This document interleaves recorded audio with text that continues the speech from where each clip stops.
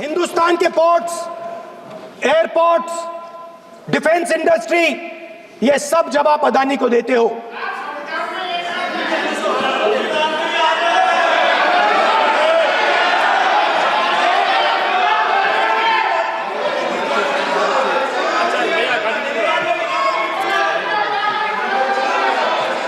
हिंदुस्तान के सारे जो फेयर प्ले बिजनेसेस हैं, जो ईमानदारी से काम करते हैं, आप उन सब का अंगूठा काटते हो जब आप अदानी की मदद करते हो।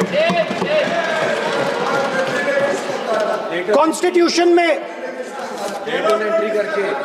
लैटरल एंट्री कर आप हिंदुस्तान के युवाओं का, पिछड़ों का, गरीबों का अंगूठा काटते हो।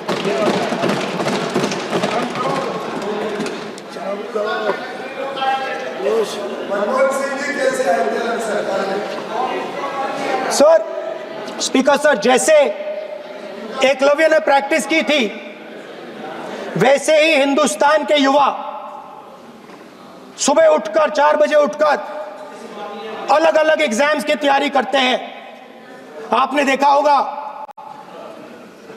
पहले हजारों युवा सुबह उठकर रनिंग करते थे, वेट ट्रेनिंग करते थे आर्मी में जाने के लिए।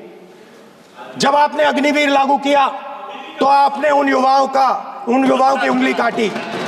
जब आप पेपर लीक कराते हो, 70 बार आपने पेपर लीक करवाया है, तब आप हिंदुस्तान के युवाओं के अंगूठा काटते हो।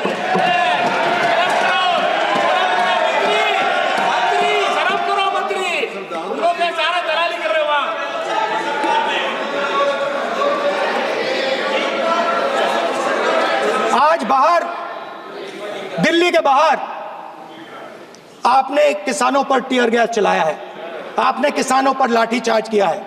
किसान आपसे एमएसपी मांगते हैं, सही दाम मांगते हैं, मगर आप अदानी को फायदा पहुंचाते हो, अंबानी को फायदा पहुंचाते हो और किसान का अंगूठा काटने का काम करते हो। देखिए, हम कहते हैं अभय मुद्रा, हम कहते हैं डरो मत, आप कहते हो हम आपका अंगूठा काट देंगे।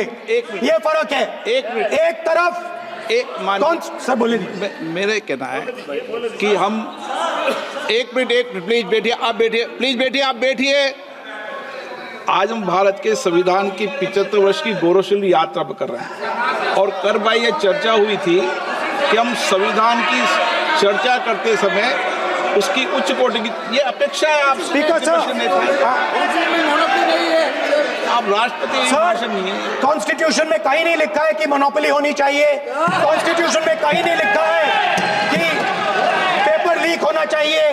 कॉन्स्टिट्यूशन में कहीं नहीं लिखा है कि अग्निवीर होना चाहिए। कॉन्स्टिट्यूशन में ये सब नहीं लिखा है, इसलिए मैं यहाँ रेस कर रहा हूँ। कॉन्स्टिट्यूशन में नहीं लिखा है कि हिंदुस्तान के युवाओं का अंगूठा काटना चाहिए, उनका जो हुनर है उनसे छीना जाना चाहिए।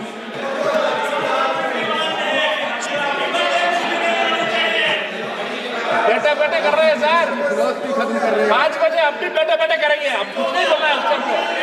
5 बजे देखिएगा, 5 बजे देखिएगा क्या कर। स्पीकर सर, मिलेगा। मैं कुछ दिन पहले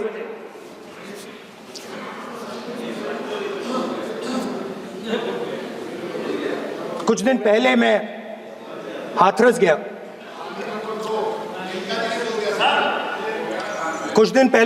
गया। हाथरस में 4 साल पहले एक लड़की का बलात्कार होता है। गैंग रेप होता है। 3-4 लोग गैंग रेप करते हैं। मैं 2-3 दिन पहले उस लड़की के परिवार के घर में गया।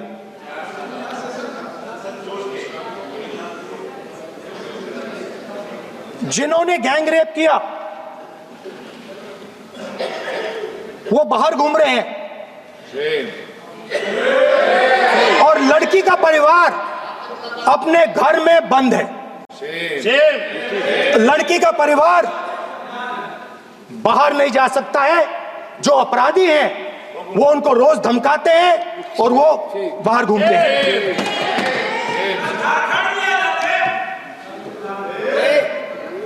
परिवार ने मुझे बताया कि बेटी का जो अंतिम संस्कार था वो भी नहीं करने दिया, और चीफ मिनिस्टर ने इसके बारे में खुलकर मीडिया में झूठ बोला है। ये कॉन्स्टिट्यूशन में कहां लिखा है? ये कॉन्स्टिट्यूशन में कहां लिखा है कि जो बलात्कार करते हैं वो बाहर रहे, और जिसका रेप हुआ है, जिसके परिवार, उस परिवार को बंद कर दिया जाए? कहां लिखा है कॉन्स्टिट्यूशन में? ये आपकी किताब में लिखा हुआ है, मनुस्मृति में लिखा है, मगर कॉन्स्टिट्यूशन में नहीं लिखा। और अगर आप कहते हो कि यूपी में आपका राज है और वहां पे कॉन्स्टिट्यूशन नहीं लागू होता है, वहां पे मनुस्मृति लागू हो रही है।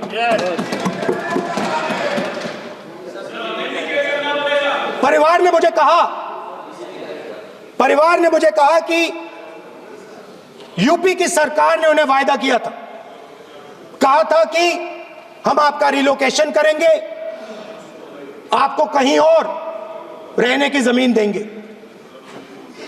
आज तक 4 साल हो गए हैं, आज तक उनका रिलोकेशन नहीं किया गया है।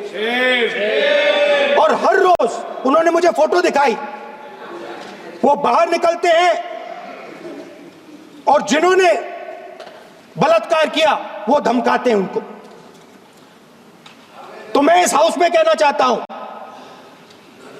कि अंबेडकर जी के संविधान वाले लोग, इंडिया गठबंधन वाले लोग, हम सब मिलकर उस परिवार का रिलोकेशन हम करेंगे, अगर आप नहीं करोगे तो। और हिंदुस्तान के हर गरीब व्यक्ति को हम ये कहना चाहते हैं, आपकी रक्षा कॉन्स्टिट्यूशन करता है, और ये बीजेपी के लोग कॉन्स्टिट्यूशन पर 24 घंटा आक्रमण करते रहते हैं।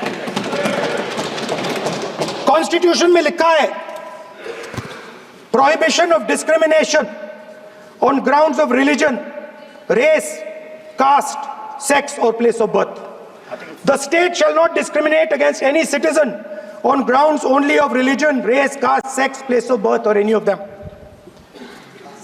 Some days back, youngsters from Sambal came to see me. Innocent people, they had done nothing. They were just, वो बस पास में थे, 5 लोगों को गोली मार के हत्या कर दी। ये कहां लिखा है कॉन्स्टिट्यूशन में?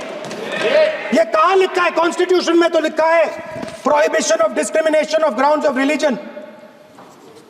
और जहां भी आप जाते हो, एक धर्म को दूसरे धर्म से लड़ाते हो, नफरत फैलाते हो। कहां लिखा है कॉन्स्टिट्यूशन में? कहां लिखा है कॉन्स्टिट्यूशन में कि एक धर्म को दूसरे धर्म से लड़ाना है? कहां लिखा है कॉन्स्टिट्यूशन में कि दलित परिवार को बंद करके अंदर रखना है और उनके अपराधियों को बाहर घूमने देना है? कौन से कॉन्स्टिट्यूशन में लिखा है? मुझे दिखाइए।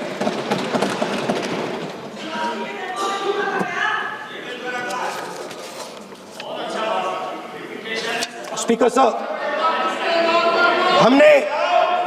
हमारी जो विचारधारा है, इंडिया गठबंधन की विचारधारा है, वो देश में कॉन्स्टिट्यूशन लाई है। हम सब मिलकर कॉन्स्टिट्यूशन की रक्षा करते हैं। अंबेडकर जी ने कहा था, if there is political equality but no social and economic equality, political equality will be destroyed. ये अंबेडकर जी के शब्द हैं और आज ये बात सबके सामने है। पॉलिटिकल इक्वालिटी जो थी वो खत्म हो गई है। हिंदुस्तान के सारे इंस्टीट्यूशंस कैप्चर कर लिए गए हैं। सोशल इक्वालिटी नहीं रही, फाइनेंशियल इकोनॉमिक इक्वालिटी नहीं रही। इसीलिए हमारा अगला कदम जाति जनगणना होगा। हम देश को दिखाना चाहते हैं कि आपने किन लोगों का और कहां कहां अंगूठा काटा है। हम दलितों को, आदिवासियों को, पिछड़ों को, किसानों को, मजदूरों को दिखाना चाहते हैं कि आपने किस किस का अंगूठा काटा है। इसलिए जो मैंने वायदा किया था, इसी हाउस में यहां हम कास्ट सेंसस लागू करेंगे और उसके बाद हिंदुस्तान में एक नए तरीके का विकास होगा, एक नई तरीके की राजनीति होगी। जो मैंने पहले कहा था, जो आपको अच्छा नहीं लगता है, 50% रिजर्वेशन, उस दीवार को हम यहां तोड़ेंगे। 50% रिजर्वेशन की दीवार और जाति जनगणना हम यहां करा के दिखाएंगे। आपको जो कहना है कर लो, कह लो। स्पीकर सर, बहुत बहुत धन्यवाद। देख जी रंजीत सर, क्योंकि एक मिनट में बुलाता हूँ ना, आप खुद ही क्यों खड़े हो रहे हो? एक मिनट। बीजेपी की तरफ से अनुराग ठाकुर, मान्य अध्यक्ष जी, पिछली बार भी जब चर्चा हुई तब भी मैंने कहा था कि कुछ लोग संविधान तो हाथ में लेके घूमते हैं, लेकिन ये नहीं बता पाए कि उसके पन्ने तक कितने हैं, क्योंकि उन्होंने कभी खोला ही नहीं। आज मैं क्योंकि ये संविधान जो राहुल जी सब तरफ दिखाते हैं सर, शायद उन्होंने इसके 2 पन्ने भी खोलकर नहीं देखे। अगर